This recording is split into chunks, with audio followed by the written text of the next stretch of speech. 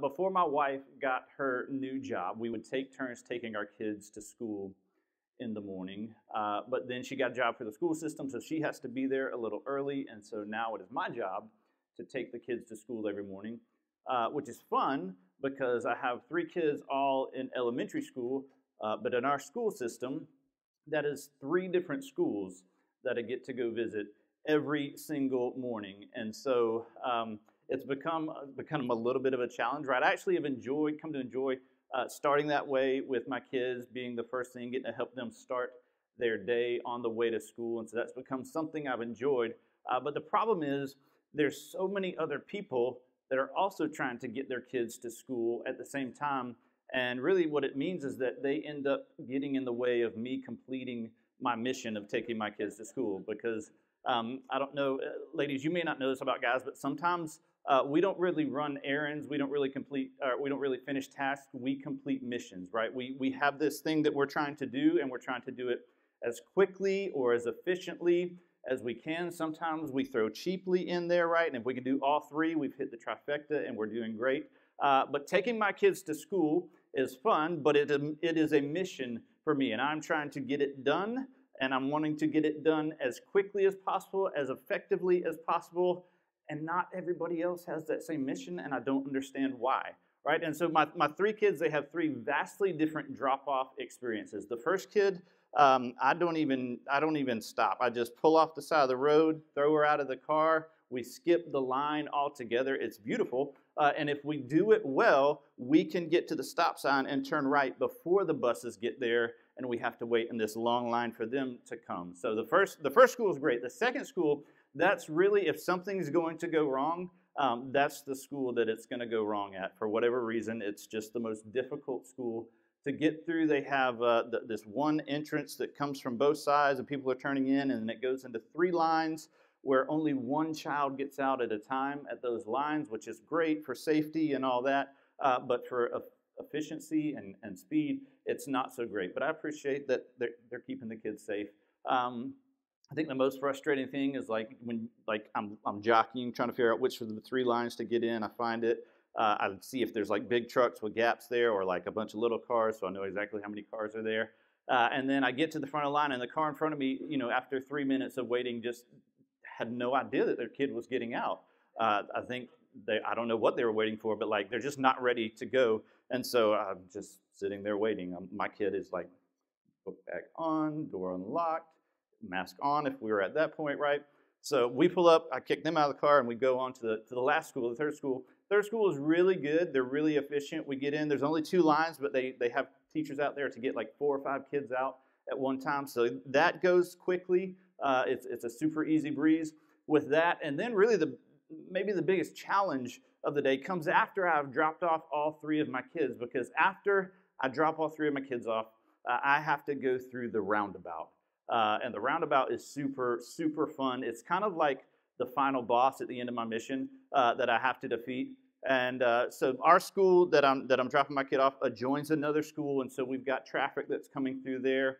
And it's a 2-layer roundabout, which is super fun because you've got the incoming traffic trying to get past us, and then I have to get to the middle lane, which is also the lane that takes you to the exit, where at the exit there's a merge lane, and there's people that I guess they're just more hesitant to use the merge lane than I am, and so they just stop, and I don't understand why they stop and not keep moving. I guess because there's not one of those signs. Maybe I should put one out there one day. That would help me get through my mission a little quicker, right? And so here's the thing. Some days it's fine. Sometimes I make it through there. I'm out. It's good. Some days I'm 20 or 30 cars back in the line to get into the roundabout, and I don't understand why there's a difference from day to day between the two, right? But on those days that I'm way back there, I just have to be patient, have to practice that, right? And I get to the front, and when there's a lot of traffic, I'm one of those people who's a big fan of take gap, give gap. I really do think that it helps people move through and get through faster. And so when I get up there, somebody lets me in, and I give them the friendly wave, hey, thank you, appreciate it. And 95% of the time, I'm going to stop at the next 2, on-ramps to the roundabout and let somebody in, unless I'm looking, because I'm always looking to see if they're paying attention. If they're not paying attention, I'm just going. But if they're waiting, I'm yeah, come on, go ahead, right? And this is really just going to tell you a little bit about how petty I am. I know probably none of you are this petty, but if I let someone in, right? If I let someone in and they don't give me that thank you wave that I just gave the other person, I kind of regret the fact that I just let them in, right? Because I'm like I said, take that, give that, love it, but I also know that the legal right of way belongs to the people in the roundabout, right? I don't have to let them in. And to make it worse, like there's people that just don't even care. Like I'm about to go and they don't even look. They just boom, like just shove their way into the roundabout. I'm like, I just waited for 30 cars. You literally have no wait, but you're just shoving your way in there. And the thing, like the thing that's the craziest thing to me is something that 1 second ago I was perfectly happy to do. If they take that by force, or if they refuse to acknowledge my graciousness, I'm no longer happy to have just done that. I let someone else's reaction determine how I feel about what I just did. I take something where I'm perfectly fine with something, and then suddenly I become ungrateful because of someone else and how they respond. And it's ridiculous when I say it out loud and when I talk to a room about it, because I let my happiness, I let my satisfaction be determined by a split-second hand wave of someone else. And it changes how I feel about what happened. Right? And you guys probably aren't as petty as I am, but maybe I'm not the only one that happens to. Maybe there's some other situations that you can relate to, right? You're just going through your day, everything's fine, and then you get blindsided by ungratefulness by someone. And it just changes how you feel. Maybe you've been cleaning the house, and someone comes in, and they don't notice what you've done, they notice what you haven't done. And all of a sudden, all of the hard work that you were happy to do, you're now just kind of upset because they didn't see that part, right? Maybe you've been working on a project at work or at school, and you've been working together, and then all of a sudden at the end, someone else takes all of the credit for it, right? And has no gratefulness for you. Maybe you own a business, right? And maybe, this year or last year, you scraped together enough money to give your employees a bonus, right? Because it was, last year especially was a rough year, but you still scraped up the money to give them a Christmas bonus, and they were disappointed that it wasn't more, right? And suddenly something that you were completely content to do, something that you were happy to do, satisfied in doing, you lose your contentment because of the ungratefulness of someone else, right? And we all do things. We all do things to benefit others. And whether we enjoy doing that, or maybe we just enjoy the outcome of that. Sometimes it's not the actual activity that we enjoy the outcome of the activity. Like I hate cleaning, but I appreciate when the house is clean, right? And we do those things, and it's all good until someone is ungrateful with the outcome, right? And if you've ever loaded the dishwasher or folded clothes just to be told that you did it wrong, you know exactly what I'm talking about, right? And it's strange how quickly we can change from content to discontent based off someone else's reaction to what we just did, right? And it's not just from people's reactions, right? So sometimes, we're happy, we're completely happy, completely content with the car that we drive until we have a rental car, or until we get into our friend's car that's maybe a little bit nicer, maybe has a few more features, and all of a sudden we're like, I think I need a new car. Like mine's just not cutting it anymore, right? We were completely happy, relaxing at home, like having a low-key weekend, until we look on social media and we see the pictures of our friends' vacations where they're out having a great time at the beach or in the mountains or something else, and we're like, you know what? Like, we've wasted our weekend. I think we need to go somewhere next weekend. We've got to do something, right? Our contentment changes in the spur of a moment based off of what we see from other people.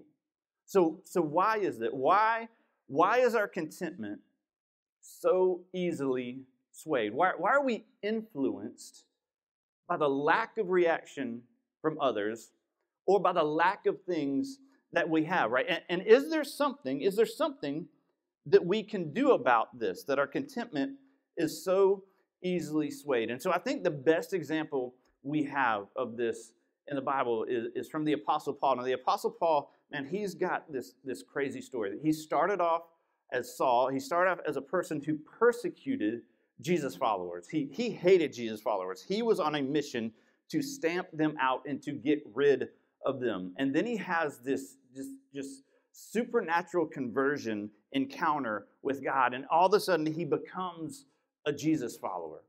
And so then there's betrayal for him. He loses everything he had. He loses his status. He loses his friends. He loses his network. All of a sudden he has nothing. And to make matters worse, when he goes to other Jesus followers, they want nothing to do with him because just, a couple of days ago, he was throwing them in jail, watching them be killed, enjoying that whole life. And so they're like, no, we don't think we want you to be a part of what we're doing here. We're not going to let you in our circle. Paul had lost everything he had. He had lost his status. He had lost his friends. Betrayed one side, rejected by the other. He had nothing. But he endured. He kept going through all of that. He eventually really becomes the face of Christianity. He becomes like the poster child for Jesus followers. In fact, he starts churches all over his parts of the world. He goes on all of these crazy journeys, has all of these crazy experiences, and just these ridiculous things happen to Paul. And at one point, he actually winds up in jail. And while he's in jail, he's not just feeling sorry for himself. He's still like writing letters to all these different churches that he helped start. And in his letter to the Philippians, towards the end, he addresses this idea, this concept of contentment. And so in Philippians 4, verse 10, he starts with this. He says, I rejoice greatly in the Lord that at last you renewed your concern for me. Indeed, you were concerned, but you had no opportunity to show it. And so what Paul's talking about here is that the Philippians, the church at Philippians, they had actually supported him. They had sent him gifts. They had sent him money to help him go on his journey so that he would be provided for. And apparently at some point, there was a gap between a gift and the next gift. And he says, hey, I rejoice greatly in the Lord that at last you renewed your concern for me. And then he starts saying, wait, that made me sound bad. So indeed, you were concerned. Like I knew you were concerned, but you had no opportunity to show it. I knew you couldn't get that to me. And he starts to, I think he starts to think about, how is this being perceived? How is this coming across to the people that I write to? I don't know if you've ever thought about it or not, but when they're writing back then, they didn't have erasers, right? And paper was kind of hard to come by. So instead of like, let's just start this all over again, he's like, I think I'm just gonna walk this out a little more, right? I think I need to explain this because I think it could sound bad at first. So let me keep walking this out a little bit. Maybe you've had that experience. Maybe you've sent an email. Maybe you've started a conversation and you say something, and all of a sudden, like based off their reaction, or you just realize, man, something I just said, I'm not sure that that's going to come across the way that I meant for that to come across. Like there might be like a misperceived insult, and so you start explaining more and more. You get deeper and deeper into this conversation, right? And I think really for Christians, we sometimes do this same thing if we're talking to other Christians and we're worried about, hey, what are they going to think about me when I say this? Or maybe we're talking to non-Christians, they think, hey, what do they think that I think about them? Maybe I need to explain this a little more. Like maybe I need to say a little bit more. And you just launch into this automatic explanation of what should have been a very simple statement, and you feel the need to continue to talk and talk and talk, and you end up with this monologue going on to try to avoid judgment from them or avoid offending them, right? And maybe you haven't experienced that, but as a pastor, that is a definite thing where sometimes I talk and I'm like, I don't know if they understood what I said, and I think they might be unhappy with what I just said. So I probably need to keep talking until I can explain it better. And sometimes it comes out all right, and sometimes I just feel like I just talked for 5 more minutes and they're still maybe offended. It's definitely a thing on the flip side where, like, if I'm out in public, nobody's ever like, hey, you cannot say that in front of your plumber, right? But as soon as they find out that I'm a pastor, it's like, oh no, that's not what you misunderstood. Like, I didn't say that. I'm so sorry, right? I get a lot of that, so I generally just don't tell people I'm a pastor. And then they find out later and they're super embarrassed. And it's kind of funny. But the point is, sometimes we feel the need to over-explain or to further explain something that we have said. And I think Paul sort of gets into that, talking about, hey, thank you for this gift. I know you didn't send it for a while, but then you sent it again, so it's good. And so he continues and says this. He says, I am not saying this because I am in need, for I have learned to be content whatever the circumstances, right? And so Paul's saying, look, I'm good. I'm okay, really. I'm not worried about it. I'm fine. I've learned to live no matter what the circumstances are, whether things are going well, whether things are going poorly. I'm good. Didn't you hear me singing early? I've got Jesus. How could I want more? I'm fine, right? Everything's all good. And so he's insistent, really. He becomes insistent on his contentment. And sometimes, if I'm honest, when people say stuff like this, and you know what? I'm fine. It doesn't matter that my life is a train wreck. I'm happy. I'm content, right?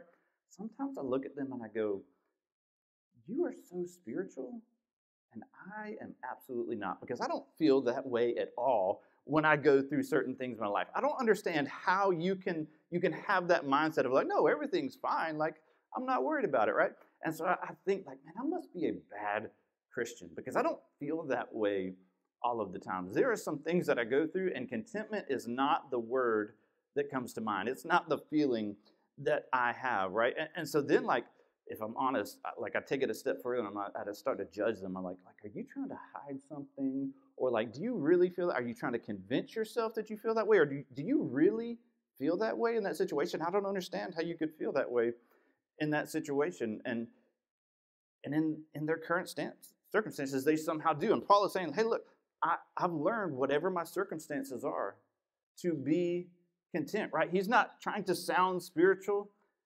He's not trying to convince himself of something. He's not trying to really avoid the offenses. He's going, hey, in my circumstances, I've found a way to be content. And think about his current circumstances, right? We talked about as he is writing this letter, he is currently chained to a Roman guard 24 hours a day in jail. And what does he do with his time? He's like, I think I'm going to write some letters to my friends, see how they're doing, check in on their churches, make sure they're doing all right? And so at one point in one of his letters to another church, he actually lists all of the circumstances that he goes through in some of his journeys. And it's really it's a ridiculous list that I can't even relate to. It starts off this: I have worked harder, been put in prison more often, been whipped times without number, and faced death again and again. 5 different times the Jewish leaders gave me 39 lashes. 3 times I was beaten with rods. Once I was stoned, which I don't know if you know this, but most people are only stoned once, but they don't live to tell about it, right? 3 times I was shipwrecked. Once I spent a whole night and a day adrift at sea. I have traveled on many long journeys. I have faced danger from rivers and from robbers. I have faced danger from my own people, the Jews, as well as from the Gentiles. I have faced danger in the cities, in the deserts, and on the seas. And I have faced danger from men who claim to be believers, but are not. I have worked hard and long, enduring many sleepless nights. I have been hungry and thirsty and have often gone without food.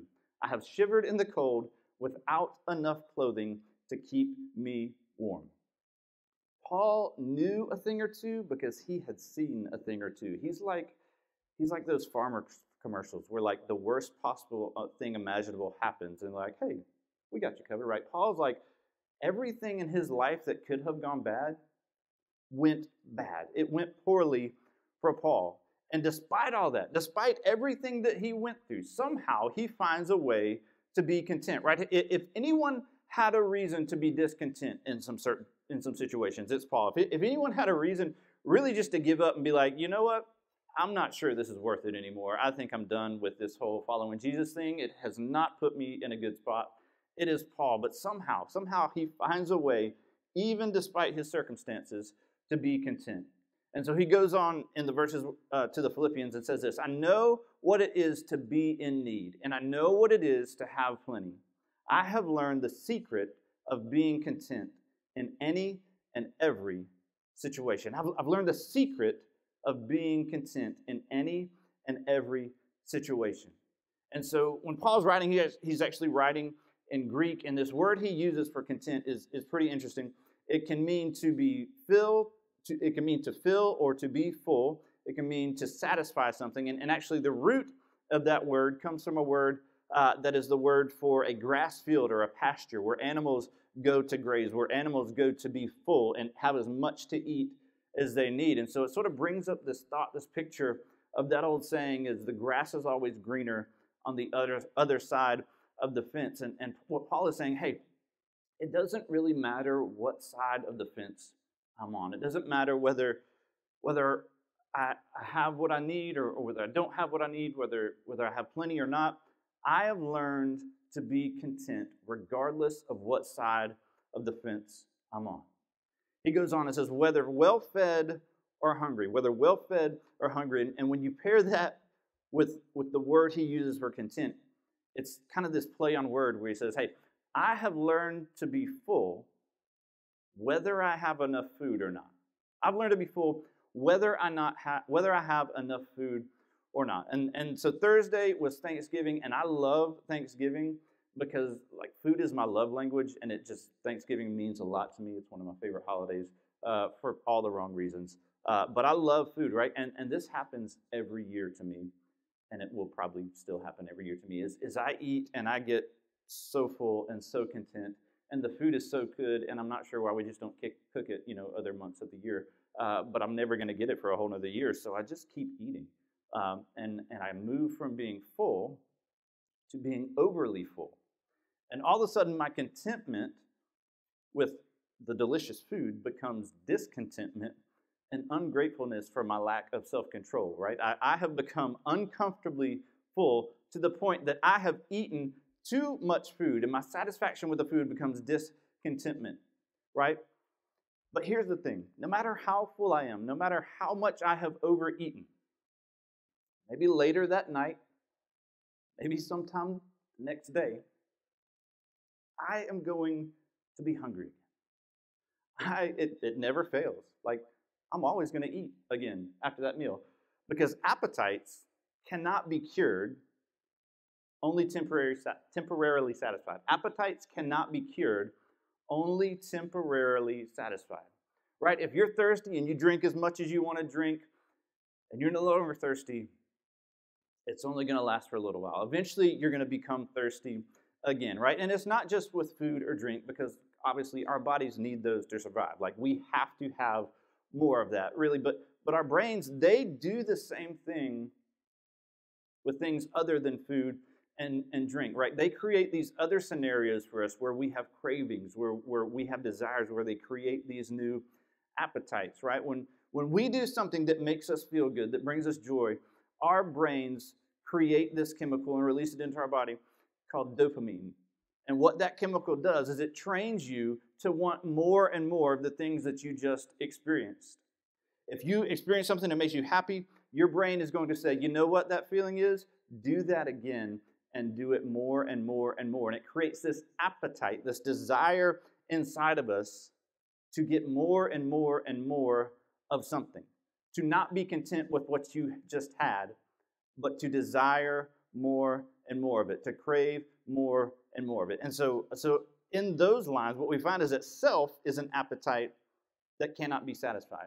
Right? Self is an appetite that cannot be satisfied. The more we have, the more it is that we're going to want. And even when we have plenty, even when we have more than enough, it's not going to be able to keep up with those cravings. It's not going to be able to last forever. It's only a temporary satisfaction.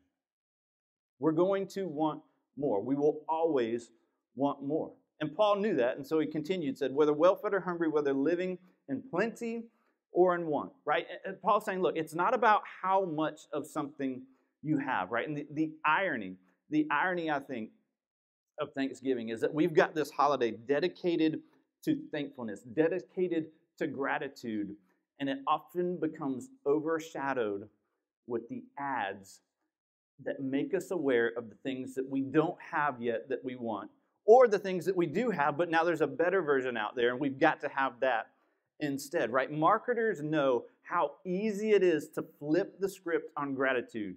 They know how quickly we can change from being thankful to being ungrateful, to being discontent, to being unsatisfied. And Paul says this, he says, I know how to be content, whether living in plenty or in want, whether my needs get met or not. which really kind of sounds like a paradox. Like how can you both have wants and be content? Aren't those things somewhat mutually exclusive? And I think Paul would say, yes.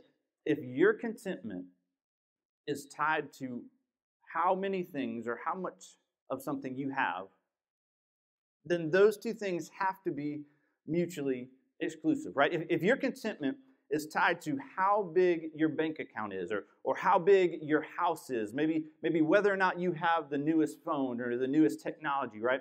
How many subscribers, how many followers, how many likes you get on social media. If your contentment is tied to that, then yeah, you're probably never going to be satisfied because you're always going to want more, right? It's hard to measure the fullness of something that has no limit. No matter how much money you have, you can always have more. No matter how big your house is, you could always have a bigger house. No matter how new your technology, your phone, your computer, whatever it is, no matter how new that is, give it a few months.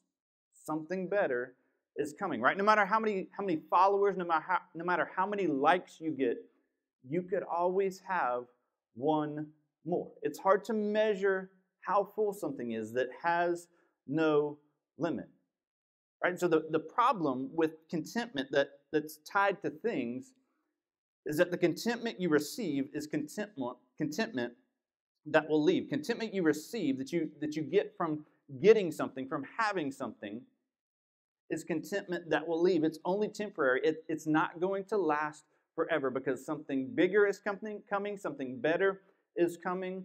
You will always want more. And here's the thing, right? There's nothing wrong, absolutely nothing wrong with having nice things. There's nothing wrong with having the means to have nice things and get yourself new things, right? There's nothing wrong with being popular on social media. There's nothing wrong with wanting more, with wanting better. There's nothing wrong with that at all, right? The secret to being content is not a minimalist lifestyle. You don't have to give away all that you have. You don't have to live in a tiny house. That's not what is going to make you content. Because Paul said, hey, I know what it's like to live in plenty and in want. He had plenty at some points. He was content there. He had wants at some points. He was content there. He knew what it was like to live on both sides. It's not a matter, he says, of having stuff. It's not a matter of having so much stuff or not enough stuff. He said it's a matter of not tying your contentment, your temporary contentment, to things. Here's what Paul says the secret to contentment is. He says this. He says, I can do all this through him who gives me strength.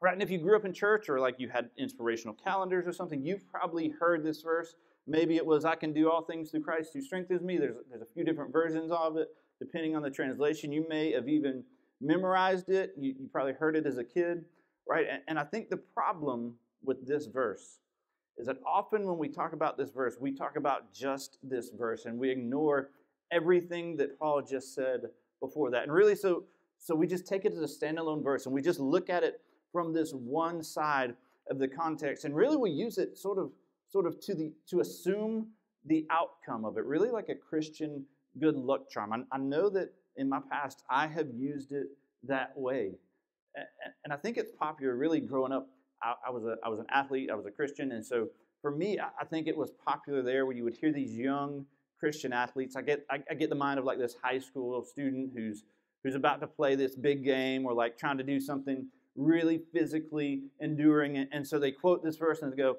I can do all things through him who gives me strength, right?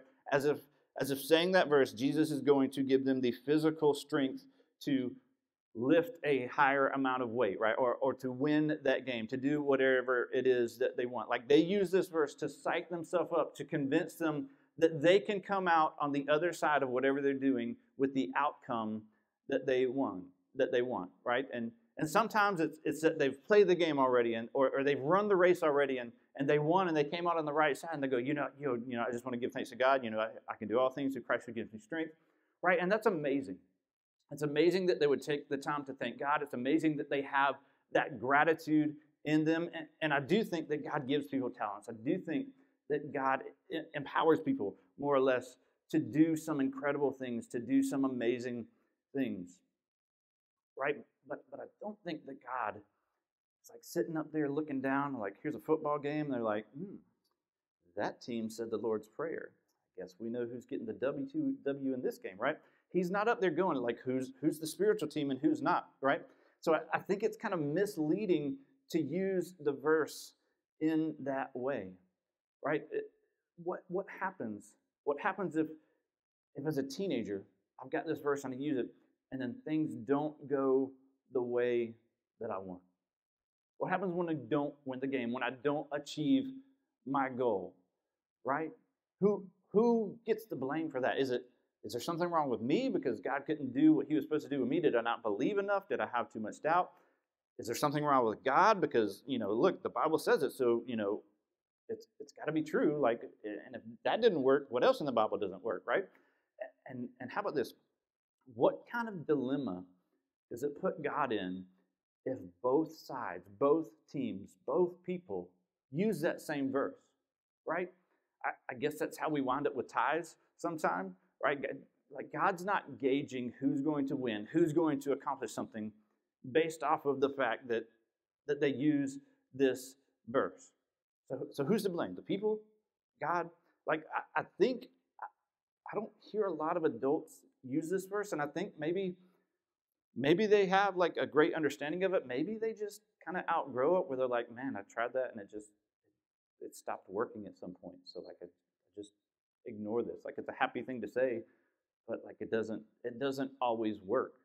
And then they begin to question God and go like, can he really do this? Like, or will he really do this? Or does he not really care at all, right? And so when you look at the verse in that way, it really just sort of sets God up to fail when you don't get the outcome that you want. But I think in the context of what Paul is saying, he's saying, I can do all this through him who gives me strength, right? It's not a statement of victory. It's really a statement of a surrender of the outcome.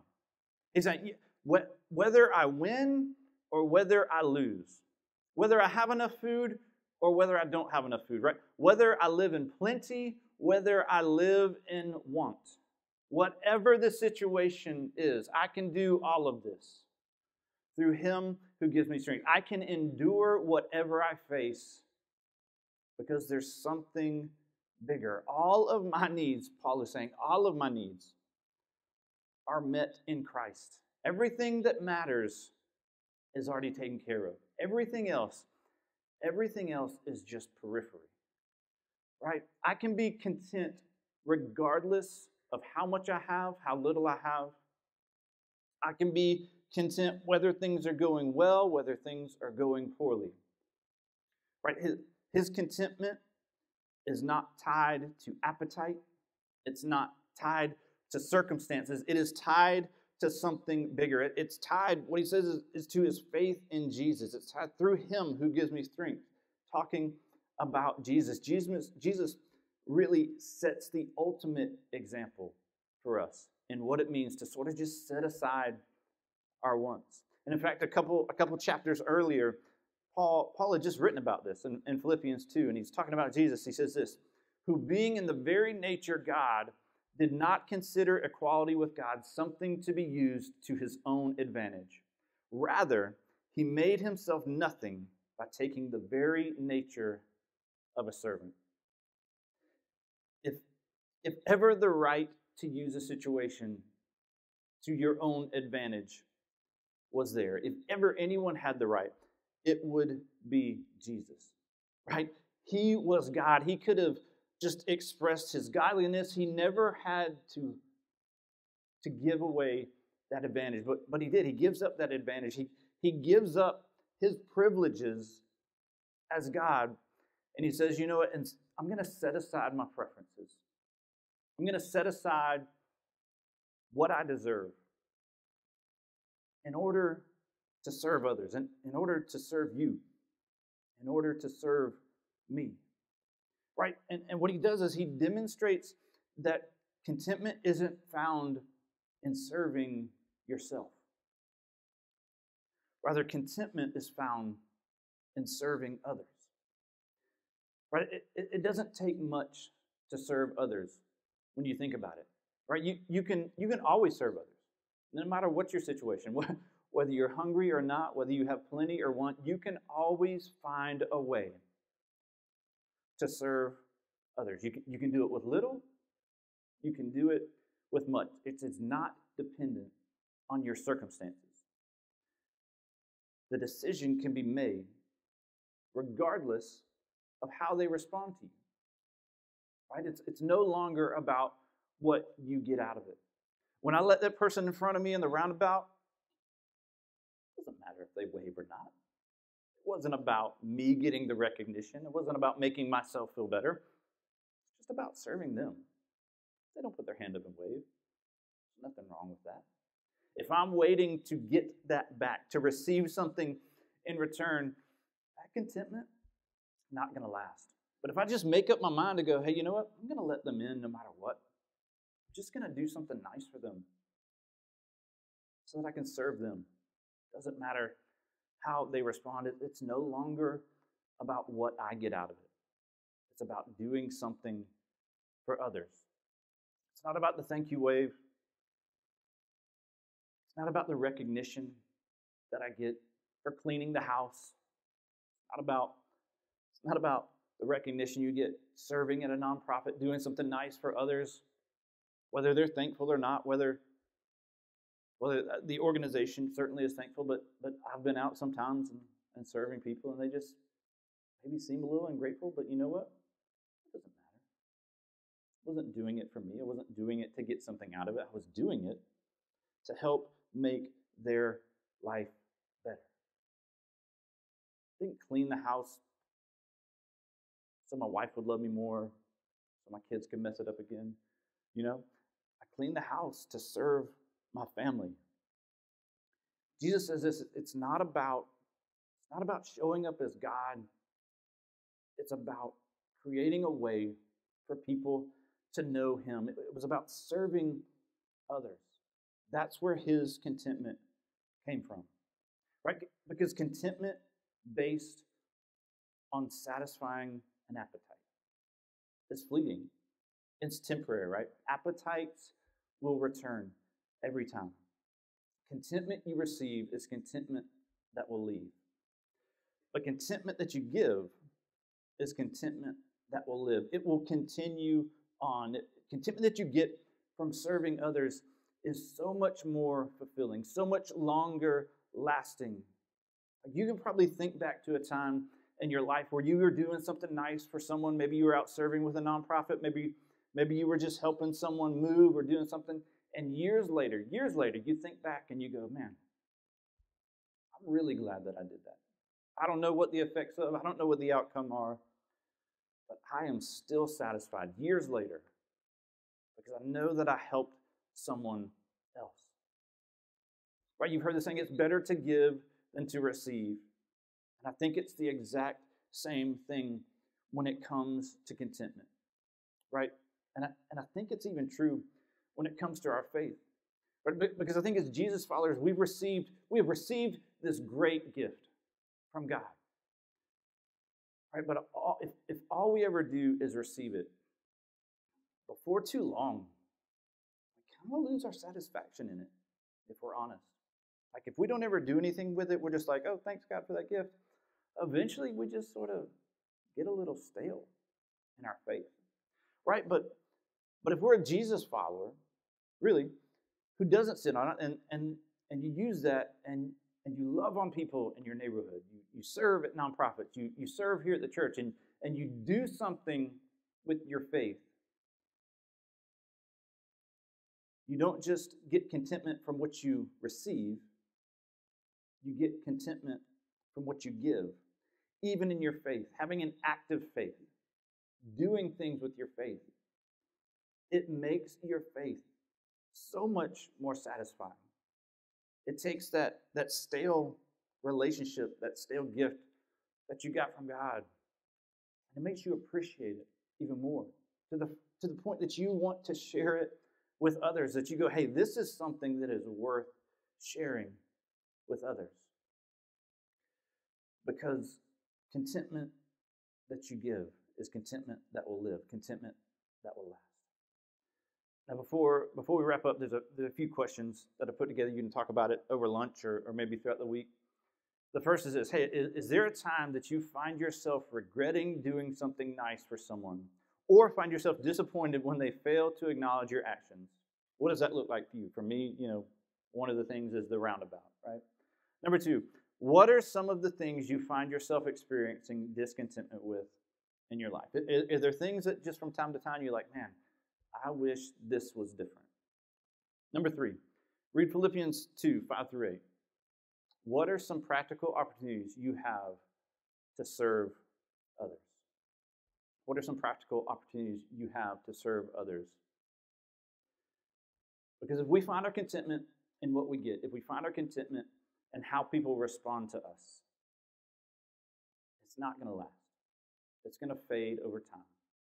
But if we find our contentment in serving God, if we find our contentment by following Jesus' example, if we find our contentment by doing things for other people, by sharing his love with other people, that is contentment that will last. That is how we find ourselves staying content.